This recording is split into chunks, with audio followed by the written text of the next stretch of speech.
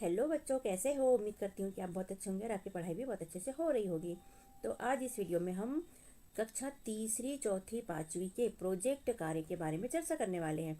विषय है पर्यावरण। ठीक है, तो इसमें हम तीसरी, चौथी और पांचवी तीनों कक्षा के लिए आपको पर्यावरण का प्रोजेक्ट कार्य बताएंगे बच्चों। तो देख लेते हैं प्रश्न।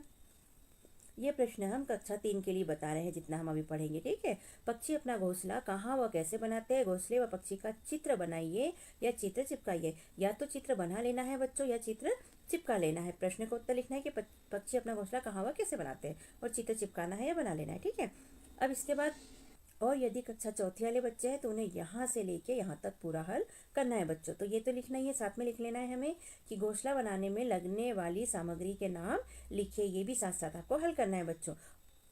कक्षा पाँच वाले बच्चे को तीसरी, चौथी और साथ में ये भी हल करना है। घोंसले के प्रकार लिखिए व घोंसले के चित्र बनाइए। तो यहाँ तक पूरा हल करना है बच्चों के। तो प्रश्न दूसरा है बच्चों, कक्षा तीसरी के लिए है, जल संरक्षण पर टिप्पणी लिखिए। वहीं पर अगर चौथी वाला बच्चा है तो उसे ये लिखना है, जल संरक्षण पर टिप्पणी लिखिए और जल संरक्षण के 2 नारे लिखिए। वहीं का अगर कक्षा पांचवी का बच्चा है तो उसे लिखना है, जल संरक्षण पर टिप्पणी लिखिए, जल संरक्षण के 2 नारे लिखिए और जल संरक्षण के उपाय भी लिखिए। ऐसा बढ़ा लेना है प्रश्न को। ठीक है बच्चों, तो ये तीसरी, चौथी और पांचवी दोनों के लिए हो जाएगा बच्चों। प्रश्न पहले, पक्षी अपना घोंसला कहाँ और कैसे बनाते हैं? तो उत्तर देख लेते हैं बच्चों।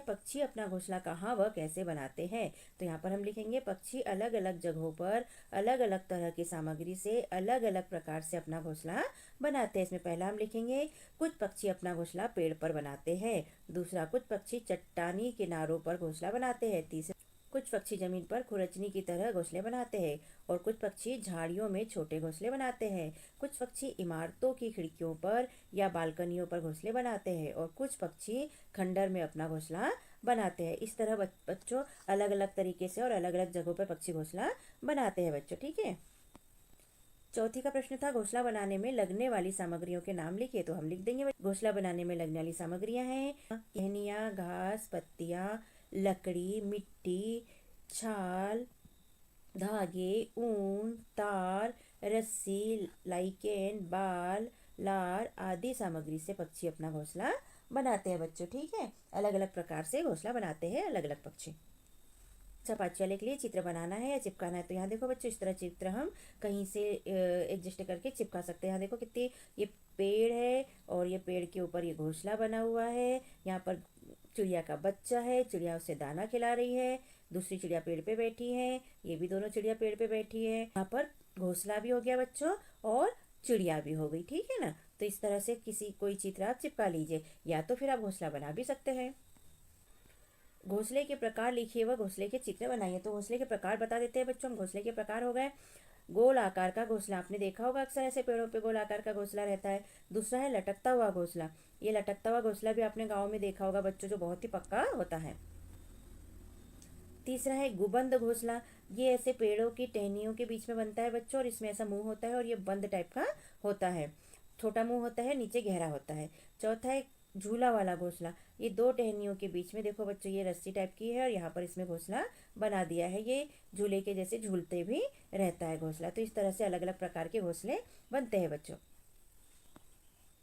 प्रश्न दूसरा है, जल संरक्षण पर टिप्पणी लिखिए और जल संरक्षण के 2 नारे भी लिखिए। तो हम लिख लेंगे बच्चों, पहले यहाँ पर हम टिप्पणी लिखेंगे, नीचे हम नारे लिखेंगे। तो टिप्पणी में लिखा है हमने, जल मतलब कि पानी, हमारे यानी कि मनुष्य, जीव जंतु और जानवर, पशु पक्षी के लिए, सभी के लिए, पेड़ पौधों के लिए भी के लिए अत्यंत महत्वपूर्ण है। पानी को बचाना यानी इसका संरक्षण करना हमारी जिम्मेदारी है। विश्व के अनेक हिस्सों में पानी की कमी की समस्या है। इस समस्या का समाधान करने के लिए हमें पानी का संरक्षण करना अत्यंत आवश्यक है।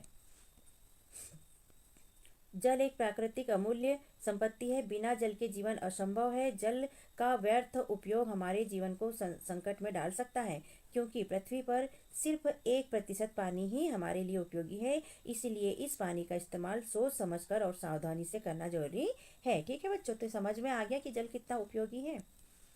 अब कक्षा चौथी वाले के लिए लिखा है कि नारे लिखना है। तो जल संरक्षण के नारे देख लेते हैं बच्चों हम। पहला नारा है, जल ही जीवन है। और दूसरा है, जल है तो कल है, इसको समझ लेते हैं। यानी कि जल ही जीवन है का मतलब है जल मिलेगा तो ही हम जिंदे रह पाएंगे, वरना हम जिंदे भी नहीं रह सकते। और दूसरा है जल है तो कल है, मतलब जल रहेगा तो हम जिंदे रहेंगे, तो हमारा कल रहेगा, वरना हमारा कल भी नहीं रहेगा, क्योंकि हम जिंदे ही नहीं रह पाएंगे बिना जल के। ठीक है, तो इस तरह नारे हमने लिखे। कक्षा 5 वाले के लिए पूछा है जल संरक्षण के उपाय बताइए। तो लिख लीजिएगा बच्चों, पहला, जरूरत के मुताबिक ही पानी का इस्तेमाल करें। जैसे कि पीना हमें आधा गिलास है तो आधा गिलास पानी ही हमें लेना चाहिए, एक गिलास लेके आधा गिलास फेंकना नहीं चाहिए। दूसरा है पानी की बर्बादी रोकने के लिए लोगों को जागरूक करें, लोगों को इस बारे में समझाना भी चाहिए हमें। ठीक है बच्चों। तीसरा है बारिश के पानी को जमा करके इसका इस्तेमाल करें, जब बारिश होती है तो पानी को टैंक में इकट्ठा कर लेना चाहिए। चौथा है नल से व्यर्थ पानी न टपकने दे। ज़्यादातर लोग नल को अच्छे से बंद नहीं करते और पानी टपकते रहता है, तो हमें ऐसा नहीं करना चाहिए, ना ही किसी को करने देना चाहिए। पांचवा है बच्चों, जल को नाली में न बहाएं, बल्कि इसका इस्तेमाल पौधों को सींचने या बगीचे में करें। तो इसका मतलब है कि जब हम नहाते हैं, कपड़े धोते हैं या पोछा लगाते हैं तो इस पानी को बहाना चाहिए, बल्कि नाली ऐसी बनाए जो कि पौधों की तरफ जाती हो या पौधों में ले जाके डालना चाहिए। सब्जियां और फलों को धोने में इस्तेमाल पानी पौधों पर उपयोग करें। जब हम घर में सब्जियां धोते हैं या फल फूल धोते हैं या दाल चावल धोते हैं तो इनके पानी का उपयोग पौधों पर हमें कर लेना चाहिए बच्चों। ठीक है। सातवां है पानी के रिसाव की मरम्मत कराएं। यदि हमारे घर में कहीं पानी का रिसाव होता है तो वह रिसाव वाला पानी व्यर्थ ही जाता है, इस हमें इसकी मरम्मत करवा लेनी चाहिए। तो इस तरह यहाँ पर हमारे दोनों प्रश्नों के उत्तर हमने समझे और समझ के साथ लिखा भी। तो आप ये लिख लीजिएगा बच्चों। और यदि हमारा समझाना लिखवाना आपको पसंद आता है तो हमारे चैनल को सब्सक्राइब कीजिए, वीडियो को लाइक कीजिए, शेयर कीजिए और कमेंट भी लिखिए बच्चों। ठीक है, तो मिलते हैं दूसरे विषय के दूसरे वीडियो में। Okay, bye bye.